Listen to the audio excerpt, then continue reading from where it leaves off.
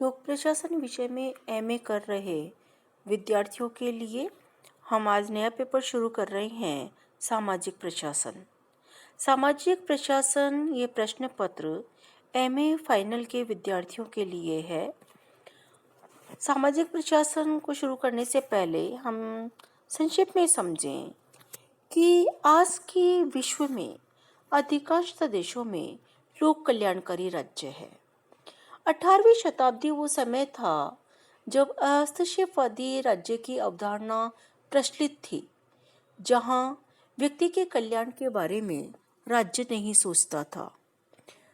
लेकिन वर्तमान में जब लोक कल्याणकारी राज्य की अवधारणा ने जन्म लिया 19वीं शताब्दी में, और फिर धीरे धीरे करके विश्व के अधिकांश देशों ने लोक कल्याणकारी राज्य की अवधारणा के अनुरूप अपने राज्यों के कार्यक्रमों को, नीतियों को, योजनाओं को, उद्देश्यों को और संवैधानिक प्रावधानों को निर्मित किया, तब लोक प्रशासन में अध्ययन की सामग्री में परिवर्तन आया।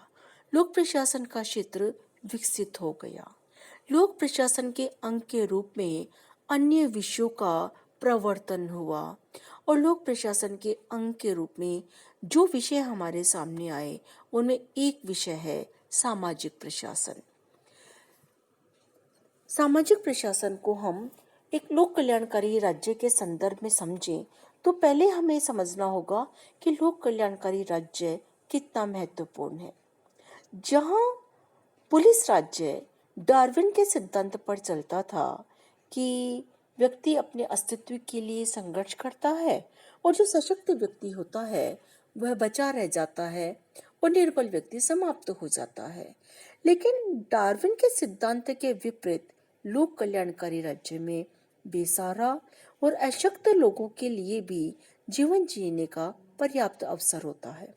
राज्य ये अवसर देता है, राज्य ये सहयोग देता है कि कमजोर और बेसहारा लोग सम्मानजनक जीवन जी सके। महात्मा गांधी ने कहा था कि कल्याणकारी राज्य वही है जो हर आंख से आंसू पोंछने का प्रयत्न करे।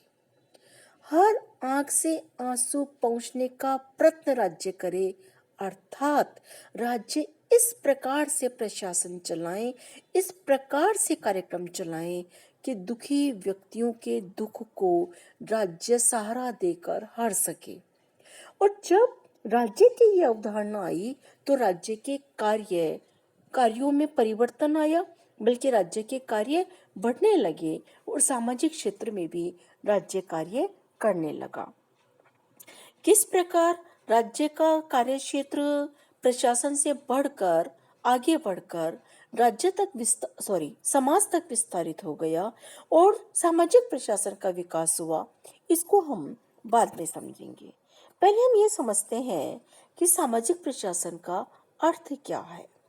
सामान्य रूप से हम देखें तो जैसा हमने लोक कल्याणकारी राज्य की संदर्भ में, अवधारणा में हमने गांधी जी की बात समझी कि कल्याणकारी राज्य हर आंख से आंसू पोंछने का प्रयत्न करता है। हर आंख से आंसू पोंछे अर्थात समाज कल्याण करे। तो सामाजिक प्रशासन का अर्थ हुआ कि सामाजिक प्रशासन समाज कल्याण के लिए बनाए गए कानूनों, नीतियों या कार्यक्रमों के क्रियान्वयन से संबंधित है। समाज के दुखों को दूर करने के लिए, समाज की समस्याओं को दूर करने के लिए जो समाज कल्याण के कानून बन रहे हैं, नीतियां बन रही है या कार्यक्रम बन रहे हैं, उनका क्रियान्वयन जिसके द्वारा किया जाता है उसको हम सामाजिक प्रशासन कहते हैं। सामाजिक प्रशासन के अर्थ को और विस्तार से समझने के लिए हम दो परिभाषाओं पे फोकस करते हैं, जिससे हम और गहराई से समझ सकें कि सामाजिक प्रशासन का तात्पर्य क्या है।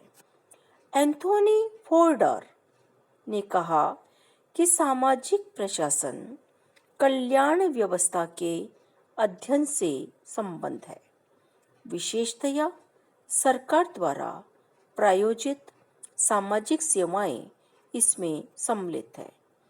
एंथोनी फोर्डर ने कहा कि सामाजिक प्रशासन उस अध्ययन से संबंधित है जिसमें कल्याण व्यवस्था का अध्ययन किया जाए, अर्थात राज्य के द्वारा समाज में रहने वाले मनुष्यों के कल्याण के लिए, मनुष्य के हित के लिए, मनुष्य के विकास के लिए या मनुष्य की समस्याओं का समाधान करने के लिए जो व्यवस्था बनाई जाती है, यदि हम उस व्यवस्था का अध्ययन करते हैं तो वह अध्ययन सामाजिक प्रशासन कहलाता है, ऐसा एंथोनी फोर्डर कह रहे हैं। और ये अध्ययन भी विशेषतया सरकार द्वारा प्रायोजित सामाजिक सेवाएं हैं, अर्थात जब सरकार इस प्रकार की सेवाएं समाज को प्रदान करती है जिससे कि समाज का कल्याण हो, तो उन सेवाओं का अध्ययन सामाजिक प्रशासन का हिस्सा होता है। एंथोनी फोर्डर की बात को समझने के लिए हम कुछ उदाहरण अपने समाज से ले सकते हैं, जैसे गरीबी उन्मूलन, जैसे अभी साक्षरता मिशन, या जैसे स्वच्छ भारत मिशन। ये जो कार्यक्रम सरकार चला रही है, ये कार्यक्रम कल्याण व्यवस्था का हिस्सा है, समाज कल्याण का हिस्सा है, तो इनका अध्ययन सामाजिक प्रशासन कहलाएगा फोर्डर के अनुसार। एक और परिभाषा हम देखते हैं डी.वी. डोनेसन की। डी.वी. डोनेसन कहते हैं कि संकुचित अर्थ में सामाजिक प्रशासन से तात्पर्य सामाजिक सेवाओं के विकास, संरचना तथा व्यवहारों से संबंधित अध्ययन से है। डोनेसन कहते हैं कि हम संक्षेप में समझें, एक संकुचित अर्थ में समझें कि सामाजिक प्रशासन क्या है, तो जो सामाजिक सेवाओं का विकास हो रहा है। सामाजिक सेवाओं का विकास कौन कर रहा है? राज्य कर रहा है। कैसी सामाजिक सेवाएं?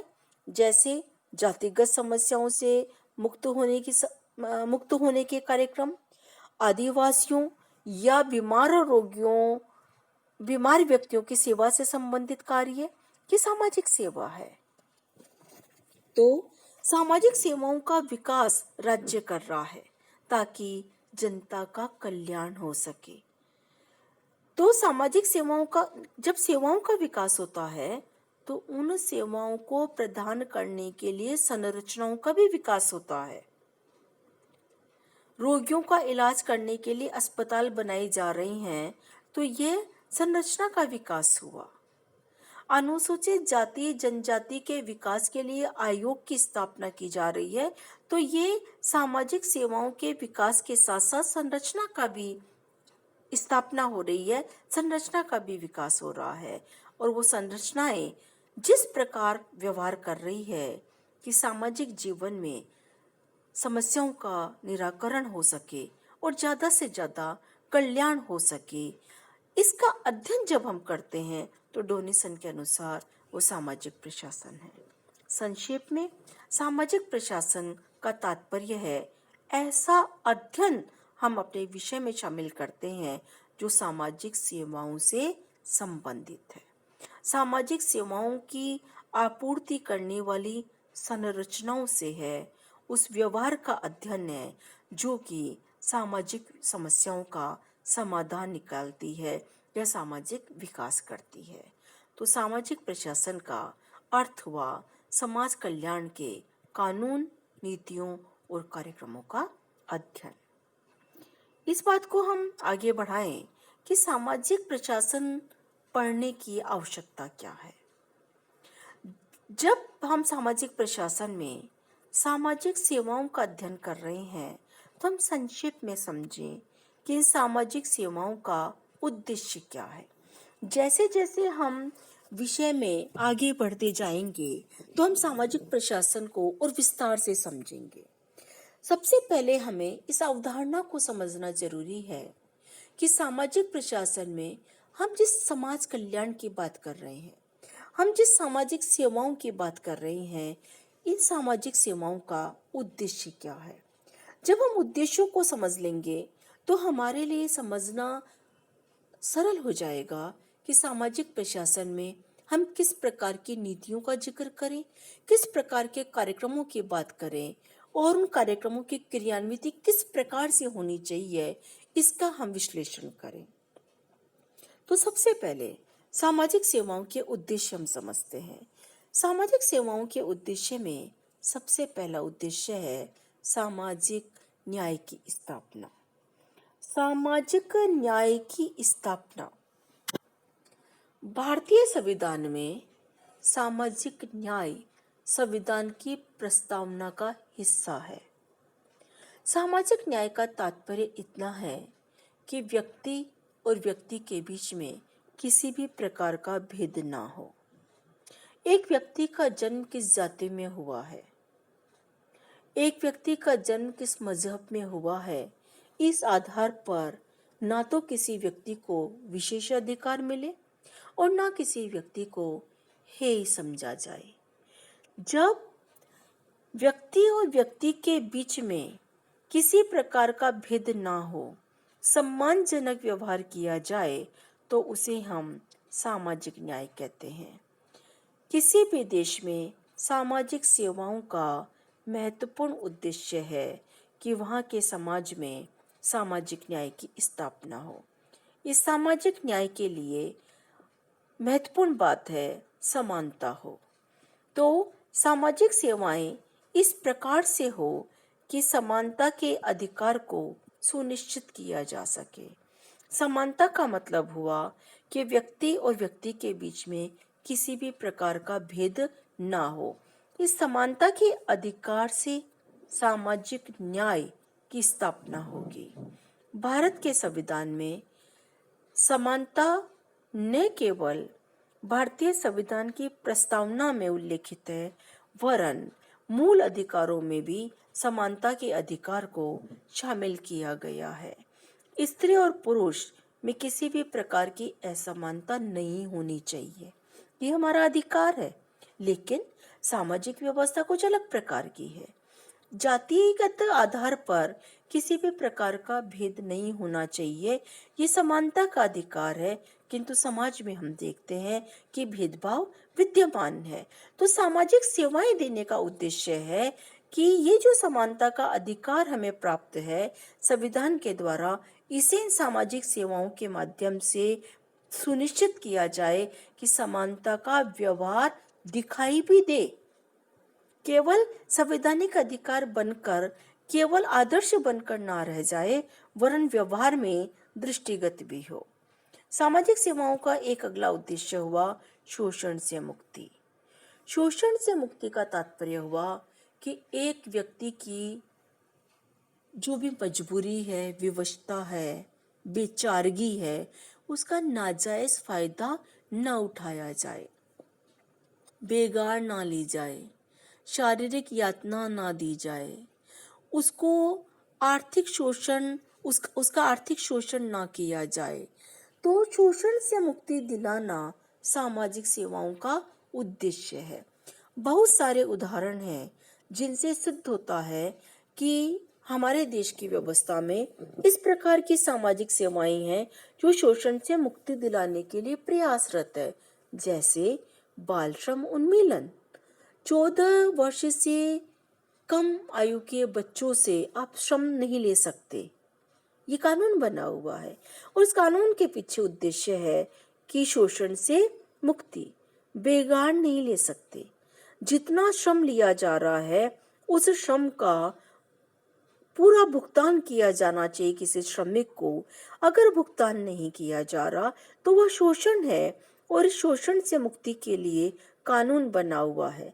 समाज सेवी संस्थाएं भी है जो शोषण से मुक्ति के लिए, समानता के लिए, सामाजिक न्याय के लिए कार्य कर रही है।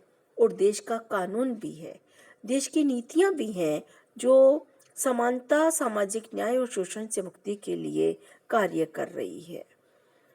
बाकी के बिंदुओं को हम अपने अगले लेक्चर में देखेंगे। फिलहाल हमें ये देखना है कि सामाजिक सेवाओं के उद्देश्य में हम इन 3 उद्देश्यों को फोकस करें। धन्यवाद।